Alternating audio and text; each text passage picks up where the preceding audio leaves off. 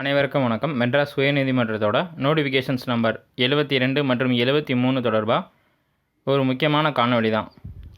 First of all, இவங்களுக்கான அந்த செய்முறை தேர்வு அப்படின்றது இம்மாதம் 28ஆம் தேதிக்குள்ளே கண்டிப்பாக ஒரு அப்டேட் கொடுப்பாங்க. மேலும் பார்த்திங்கன்னா, இந்த செயல்திறன் தேர்வுக்கான மதிப்பெண் மொத்தம் 40 மதிப்பெண்.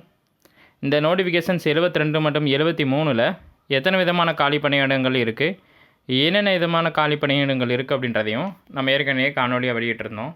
அதில் முக்கியமாக பார்த்திங்கன்னா, சோப்தார், அலுவலக உதவியாளர், வீட்டு உதவியாளர், ரூம் பாய், இந்த 4 பணியிடங்களுக்கான தேர்வு என்பது ரொம்ப முக்கியமாக பார்க்கப்படுது. காரணம் என்ன அப்படின்னா, இதில் மினிமம் குவாலிஃபிகேஷன்ஸ், மேக்ஸிமம் குவாலிஃபிகேஷன்ஸ் என்ன அப்படின்னு பார்த்தீங்கன்னா, minimum 8th pass, maximum 12th. இதை தாண்டி உயர்கல்வி படிச்சிருக்கக்கூடாது, பட்டயப்படிப்பு படிச்சிருக்கக்கூடாது. இவங்கெல்லாம் கண்டிப்பாக பார்த்திங்கன்னா டிஸ்குவாலிஃபை பண்ணியிருக்காங்க.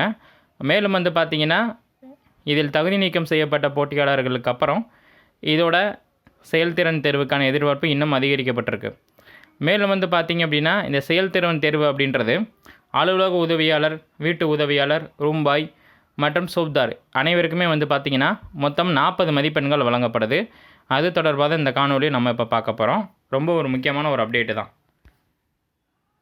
ஒரு விண்ணப்பதாரர் 2 அறிக்கையிலும் அறிவிக்கப்பட்டுள்ள அனைத்து பதவிகளுக்கோ அல்லது 1க்கு மேற்பட்ட பதவிகளுக்கோ விண்ணப்பித்து 1க்கு மேற்பட்ட பதவிகளுக்கு தேர்ச்சி பெற்றிருப்பின், தகுதி மற்றும் அவர் கொடுத்த முன்னுரிமையின் அடிப்படையில் நீங்கள் ஃபஸ்ட்டு எந்த பதவிக்கு முன்னுரிமை கொடுத்துருக்கீங்களோ அந்த பதவி உங்களுக்கு கட்டாயமாக வழங்கப்படும். இது ரொம்ப முக்கியமானது. கண்டிப்பாக பார்த்திங்கன்னா, 2 அல்லது 2க்கு மேற்பட்ட பதவிகளுக்கும் விண்ணப்பிச்சிருப்பாங்க. அலுவலக உதவியாளரோ அல்லது வீட்டு பராமரிப்பாளரோ. ஓகேங்களா? முக்கியமாக எங்கெங்கே பணிகள் அப்படின்றதையும் அதில் மினிமையான மதிப்பெண் எப்படி வாங்கணுன்றதையும் இங்கே பார்க்க போகிறோம். ஃபர்ஸ்ட் ஆஃப் ஆல், சோப்தார், அலுவலக உதவியாளர், ரூம் பாய், வீட்டு உதவியாளர், தூய்மை பணியாளர், தோட்ட பணியாளர், வாட்டர்மேன், இதெல்லாம் போஸ்டிங்ஸ் இருக்குது. சுகாதார பணியாளர், காவலர். இதில் பார்த்திங்கன்னா ரொம்ப முக்கியமானது இந்த பாயிண்ட்லேருந்து இருக்குது. எஸ், அலுவலக உதவியாளர் பணிக்கு முன்னுரிமை. செல்லத்தக்க லகுரக, இலகுரக வாகன ஓட்டுநர் உரிமம், சமையல் மற்றும் வீட்டு பராமரிப்பில் அனுபவம். அதாவது இந்த எக்ஸாமினேஷனை பொறுத்தளவு பார்த்திங்க அப்படின்னா, உங்களுக்கு கண்டிப்பாக எக்ஸ்ட்ராவும் மதிப்பெண் கொடுப்பாங்க.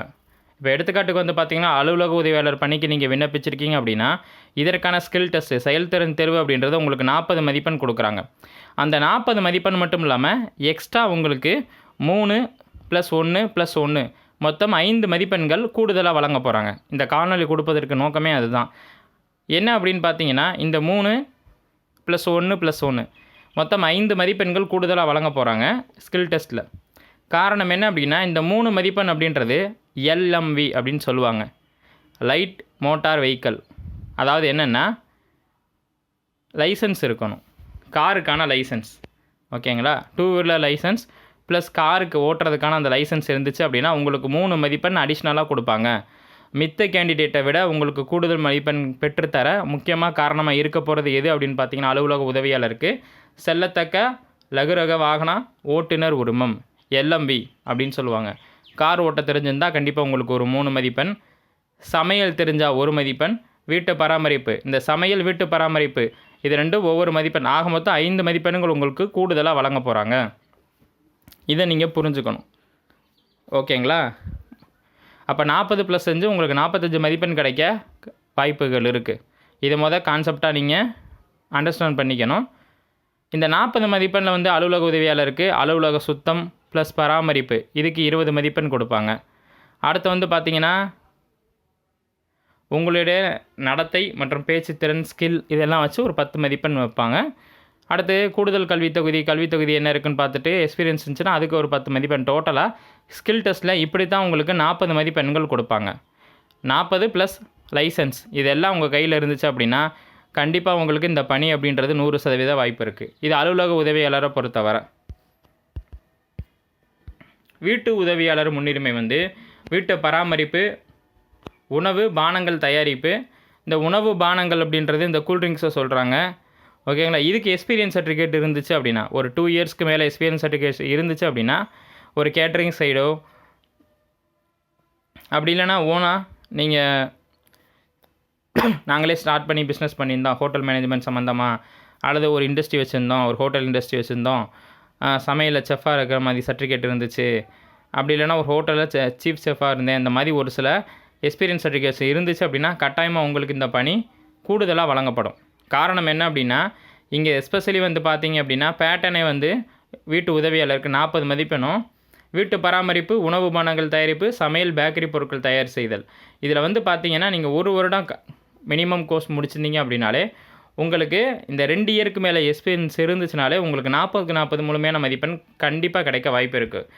ஏன் இந்த ஹோட்டல் எக்ஸ்பீரியன்ஸ் நான் சொல்கிறேன் அப்படின்னா, இந்த ஹோட்டல் எக்ஸ்பீரியன்ஸ் கிடைக்கும் போது ஒரு பேசிக்கான ஒரு கம்யூனிகேஷன் ஸ்கில்ஸ் தமிழ் அண்டு இங்கிலீஷ்லேயும் கிடைக்கும். ரொம்ப நம்மளால் ஃப்ளூயண்ட்டாக பேச தெரிலனாலும் கேட்குறத அண்டர்ஸ்டாண்ட் பண்ணிவிட்டு அதுக்கேற்றாப்புல ரிப்ளை பண்ணுறதுக்கான ஓரளவு புரிதல் வேணும். இப்போ ஓகேங்களா, ஒரு 70% தமிழும் 30% ஆங்கிலமும் பேச தெரிஞ்சாலே கண்டிப்பாக இந்த வீட்டு உதவியாளர் பணி அப்படின்றது உங்களுக்கு கிடைக்கும். இதுக்கும் ஸ்கில் டெஸ்ட்டு அந்த 40 தான், சேம் தான். அதாவது லைசன்ஸ் வேணும். அடுத்து நீங்கள் எக்ஸ்பீரியன்ஸ் சர்டிஃபிகேட்டு கொடுத்துருந்தீங்க அப்படின்னா கண்டிப்பாக வந்து பார்த்தீங்க அப்படின்னா உங்களுக்கு அந்த 40க்கு ஒரு 35 மதிப்பெண்ணுக்கு மேலே கட்டாயமாக கிடைக்க வாய்ப்பு இருக்குது ஸ்கில் டெஸ்ட்டை பொறுத்தளவு. மேலும் வந்து பார்த்தீங்கன்னா கண்டிப்பாக உங்களுக்கு 4 அல்லது 3 டாஸ்க்கு கொடுப்பாங்க. 3 முயற்சிகள் அல்லது 4 முயற்சிகள் உங்களுக்கு ஒரு டாஸ்க்கு கொடுப்பாங்க. இது என்னென்ன டாஸ்க்கு, அதில் எப்படி கம்ப்ளீட் பண்ணி நம்ம மதிப்பெண் வாங்குறன்றதையும் நாங்கள் அடுத்தடுத்த காணொலியும் நம்ம சேனலில் கொடுக்குறோம். மறந்துடாமல் அதெல்லாம் பார்த்து வச்சுக்கோங்க. தெளிவாக கொடுத்துருக்காங்க. தகுதிக்கான குறைந்தபட்ச மதிப்பெண் நீங்கள் 40க்கு 10 மதிப்பெண்ணாவது எடுக்கணும். எழுத்துத் தேர்வில் தகுதியின் அடிப்படையில் தேர்வு செய்யப்படும் விண்ணப்பதாரர்கள் செயல்திறன் தேர்வுக்கு அழைக்கப்பட்டு கீழ்கண்டவற்றில் அவற்றின் திறமை பரிசோதிக்கப்படும். அலுவலகத்தை பராமரித்தல், அலுவலகத்தை நன்றாக வைத்திருத்தல், வீட்டு பராமரிப்பு, சுத்தம், சுகாதாரம், வீட்டு உபயோகப் பொருட்களை கையாளும் முறை, அலுவலக உபகரணங்கள், பொருட்களை பராமரித்தல், வீட்டு பணிகள், வீட்டு வேலைகள் உட்பட. ஓகேங்களா, இதை தான் அவங்க தெளிவாக குறிப்பிட்டிருக்காங்க. நான் ஏற்கனவே சொன்னபடி சமையலுக்கு 20 மதிப்பெண், வீட்டை பராமரித்தல் 20 மதிப்பெண், டோட்டலாக 40 மதிப்பெண். இதை கச்சிதமாக நம்மளால் வாங்க முடியும். ப்ரிப்பேர் ஆகிக்கோங்க. இதுக்கப்புறம் தொடர்ந்து நம்மளோட சேனலில் இது தொடர்பான வீடியோக்கள் வரும்.